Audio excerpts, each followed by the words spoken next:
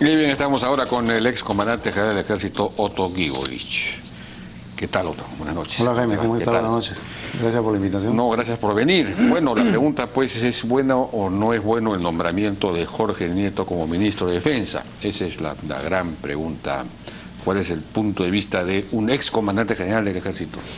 No hay un ministro que pueda satisfacerlo a las expectativas de todos, ¿no? O sea, cada uno preferiría una u otra persona, pero finalmente es una decisión política. Es como cuando juega la selección de Perú, ¿no? Todos somos entrenadores y queremos que juegue uno o juegue otro. Al final el entrenador es el que decide y asume las responsabilidades. No. El presidente ha decidido, imagino con la recomendación del presidente del Consejo de Ministros, y tenemos dos nuevos ministros. Y en este caso, lógicamente, yo voy a referirme al ministro de Defensa. Y hay que desearle éxitos, ¿no? Porque creo que el sector requiere decisiones importantes y rápidas. Un tema importante está referido con la institucionalidad que fue vulnerada en el régimen anterior, con pases a retiro indebidos, con accesos indebidos. Y el ministro saliente nombró una comisión acorde con el plan de gobierno del presidente Kuczynski. Esa comisión entiendo que ya entregó el informe. Presidida por Enrique Bernales. La comisión Bernales, como ha sido llamada, ¿no? Y entonces ahora hay que implementar esas decisiones. Ya. No conozco los pormenores, pero entiendo que va en el sentido de restituir el orden, recuperar la institucionalidad. Se habían vulnerado normas abiertamente. Y entonces eso es importante que el ministro lo tome en cuenta. Porque para trabajar fuera de la casa hay que ordenar la casa. Claro. ¿No? Y entonces el manejo de recursos humanos es muy importante y hay expectativas al interior, particularmente del Ejército, porque ha sido la institución más afectada. Claro. Otro tema importante también es el manejo de recursos, en recursos humanos, es ver el tema de las pensiones, que también está en el plan de gobierno. Las decisiones que tomó el presidente Humala y su gobierno en torno a las pensiones prácticamente desarticularon nuestro sistema. Yo ingresé, por tomar mi caso, en la década del 70 al Ejército, con un contrato, y luego de 60 años me lo cambian. Yo no tengo opción de volver a vivir un sistema, un régimen pensionario diferente. Eso es un hecho que ya no se puede cambiar, sin embargo ellos lo han cambiado, y eso es inconstitucional además. Pero ese es un frente también que creo que el ministro tiene que buscar una solución. Además, está en el plan de gobierno. Por lo tanto, es que tiene que buscar... Pero ese es el asunto de la cédula viva en el caso de la pensión renovable, pero bueno, también somos... El problema es que no es realista, pues, ¿no? Para el país, digo. Pero hay que buscar soluciones, Jaime, ¿no? Hay que buscar soluciones porque no puede ser que hoy día tengamos un comandante que después del 12 de diciembre del año 2012 gane, por decirte, 5.000 soles y un comandante que pasó a retiro el 2011 gane 2.500.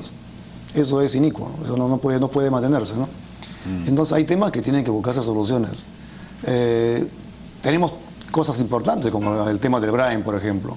Bueno, eso es fundamental. Pero así como hay responsabilidades externas, como en toda institución, hay responsabilidades internas. Y hay que satisfacer o solucionar los problemas internos para tener una mejor capacidad de operar externamente.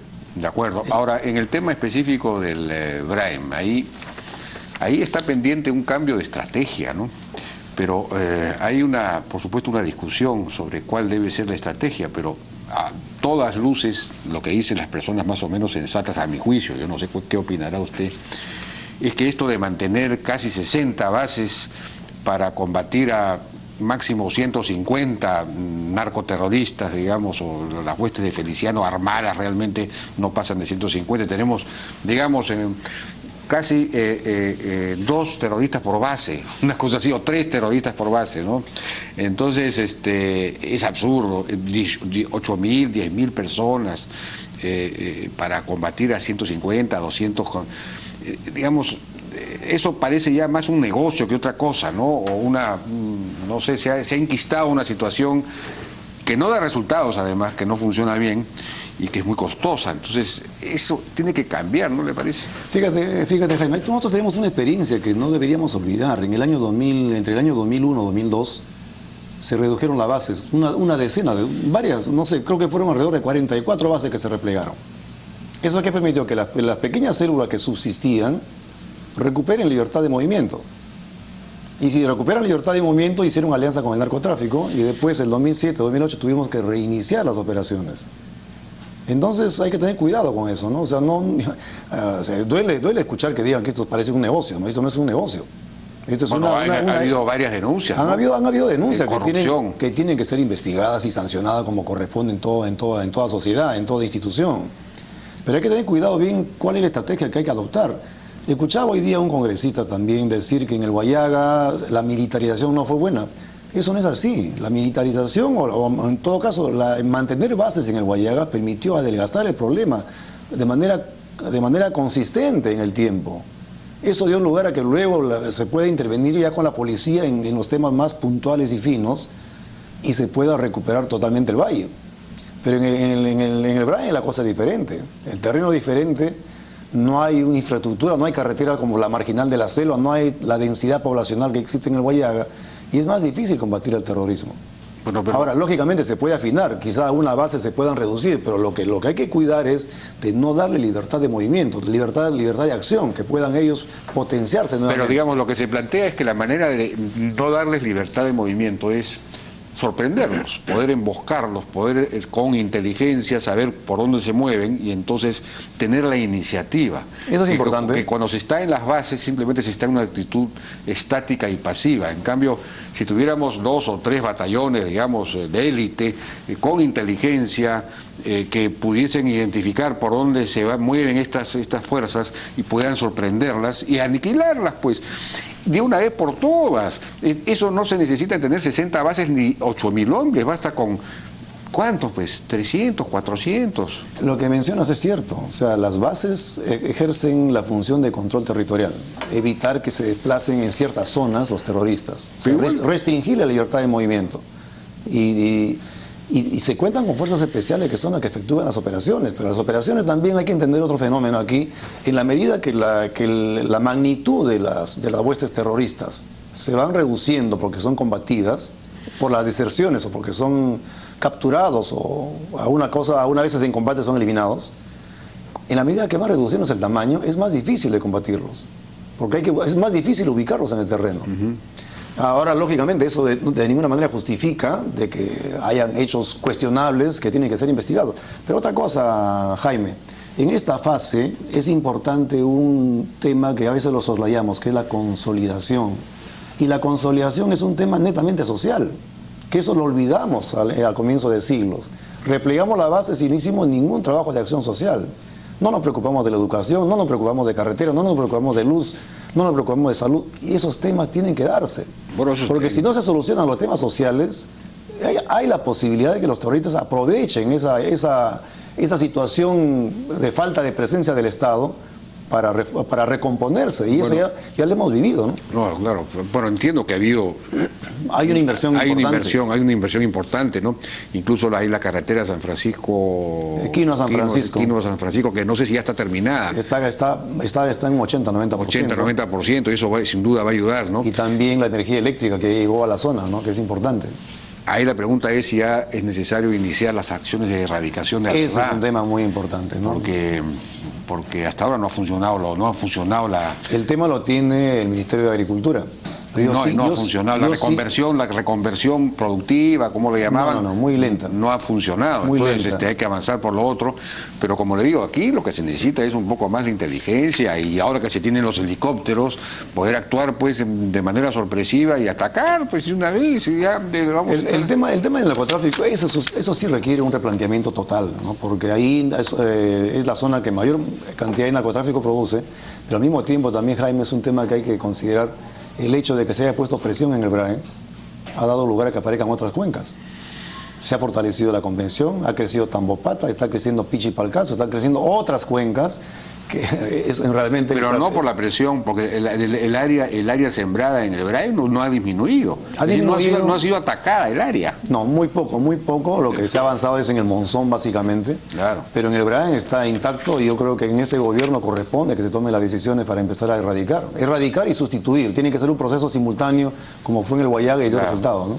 Y hay un tema ahí con las famosas hectáreas que se erradican, porque estas cifras parece que no son reales, son infladas, son inventadas, según lo ha demostrado Jaime Antesana. Si sumamos todas las hectáreas que se han erradicado en este periodo de 5 años de gobierno de Humala, deberíamos tener 0. Sí, pues. Sin embargo, mantenemos una constante de 50, 60 mil hectáreas, y creo que sigue creciendo, porque se han abierto nuevas cuencas, ¿no? Y además demuestra cómo, según las cifras de las Naciones Unidas, en un valle de Huallaga, digamos, hay 2.000 hectáreas de coca en el año 2014, y en el 2015 aparecen, como si hubieran sido erradicadas, 5.000, 6.000, es decir, muchas veces más que lo que había. Entonces, ¿qué es eso? Ya fue porque lo que pasa es que a veces se erradica y tú pasas de un sitio a otro a erradicar y bueno, ellos empiezan atrás resembrando, como también sucedió en el Guayaga en una época, ¿no? Entonces, aquí falta sincronizar acciones, pero este es un tema que ya no va a ser únicamente competencia de las Fuerzas Armadas y las fuerzas policiales. Claro. Tienen que participar otros sectores, que creo que esa debe ser la estrategia, definitivamente. De acuerdo. Y ahora, en el tema de la reforma misma de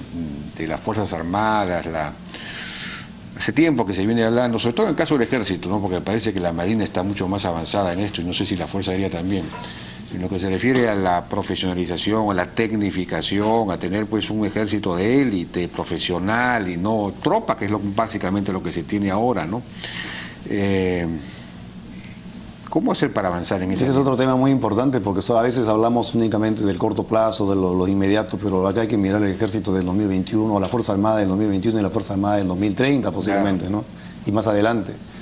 Y ahí realmente se requieren cambios importantes, ¿no? Que no los hemos visto. El año 2010 yo conseguí una ley para profesionalizar tropas en el ejército. Vino el nuevo gobierno de Humala y derogó la ley. Derogó la ley, porque ellos prefieren tropas conscriptas. Inclusive yo escuchaba decir, y con un poco de sorpresa, algún miembro de la Fuerza Armada de actividad en ese entonces decía que la conscripción era parte de un proceso de inclusión social. Entonces, puede ser, digamos, parte de una inclusión social, pero tú tienes que ver que la institución, para ser apta, para ser competitiva, requiere renovación en sus procesos de personal. Claro. Y nosotros hemos tenido casi 190 años de conscripción.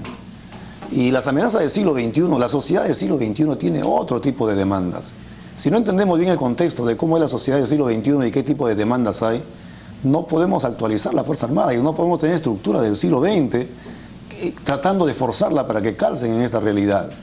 Necesitamos tropas profesionales. Claro.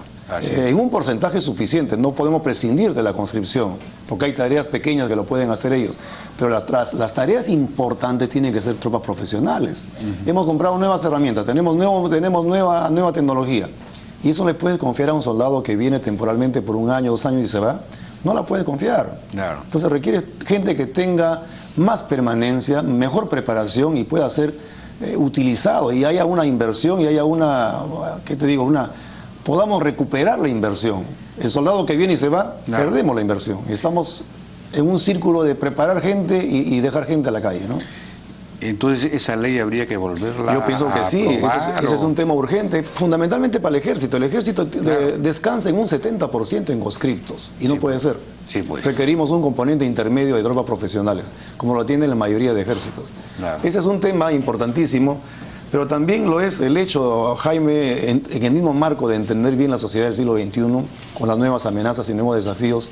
Dejamos también el 2010 creada, ya en estructura lista, lo que llamamos la Gran Unidad Militar de Emergencias, con batallones descentralizados en el norte, sur y centro, con capacidad de reacción contra incendios, contra catástrofes, contra terremotos. Eso tenemos que formarlo, y tomamos el modelo español, porque creo que en ese entonces era el más importante, el más vigente, pero necesitamos cambiar un poquito la tónica, ¿no? Adaptarnos a las necesidades reales de la sociedad. Por eso nosotros nos debemos a la sociedad, pero hay que entender bien a qué sociedad nos debemos. ¿Y cómo se expresaría eso? ¿En qué tipo de acciones? Esa es una organización diferente a la convencional. Ya no se requieren soldados ahí preparados para la guerra, sino para dar solución a los problemas de la sociedad. Incendios, por ejemplo. Hemos tenido incendios forestales. ¿Y quién es el más apto para reaccionar en esos casos? Igual, cuando hay un terremoto, ¿quién es el más apto para llegar en primera instancia y dar soluciones iniciales a los problemas? La Fuerza Armada. Pero para eso hay que tener fuerzas capacitadas en esas técnicas y tener gente aprestada y distribuida en el territorio. Tú lo dijiste, tenemos helicópteros. La vez pasada hay un problema en Arequipa y no teníamos el helicóptero distribuido adecuadamente, como debería ser, lo cual nos lleva a pensar que requerimos un nuevo despliegue estratégico de tropas. Tenemos un despliegue, a mi entender, un poco anacrónico para la época, desplegado en más de 250 puestos en todo sitio, cuando podríamos hoy día con helicópteros centralizar más y tener helicópteros listos. De acuerdo. Entonces, hay mucho trabajo por adelante, no solamente los temas de rutina diaria, sino mirando un poquito hacia el futuro, ¿no? Muy bien, Otto Iovich, muchísimas gracias por Gracias a ti, Jaime, por la oportunidad. Vamos a una pausa y regresamos ahora con Augusto Ortiz de Ceballos, arquitecto y urbanista, para ver el tema